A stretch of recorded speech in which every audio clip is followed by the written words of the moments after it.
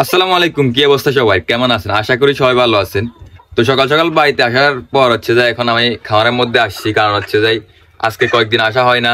এখন হচ্ছে রোজা চলতেছে, রোজার জন্য মানে লাস্টে আজকে তো মানে 7 রমজান চলতেছে। 7 রমজানের মধ্যে আমি বাড়িতে আসছি একদিন, আজকে নিয়ে 2 দিন আসছি আর কি। তো এখন খামারের ভিতরে আসছি আসার কারণ হচ্ছে যে আপনাদেরকে একটু দেখাই। সেটা হচ্ছে যে আমাদের মুরগিগুলো আমরা আলাদা করে ফেলছি, মাঝখানে একটা নেট দিয়ে বাগ করে মুরগিগুলো আলাদা করে ফেলছি, কারণ হচ্ছে যে আমাদের মুরগিগুলোর গ্রোথ নাই। আমি এর আগে একটা ভিডিওতে আপনাদেরকে দেখানোর চেষ্টা করতেছিলাম, বা আমার একটা ব্লগে আপনাদেরকে একটু বোঝানোর চেষ্টা করতেছিলাম।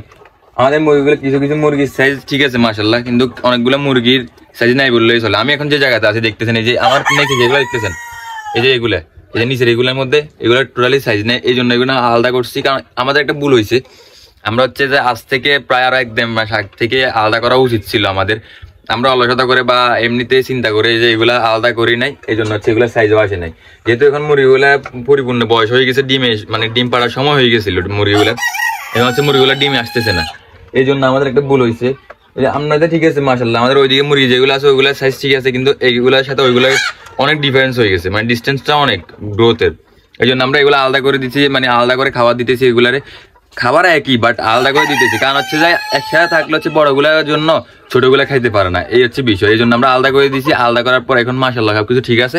সবাই দোয়া করবেন যেন আমাদের মুরগিগুলা সবগুলা তাড়াতাড়ি ডিমে চলে আসে।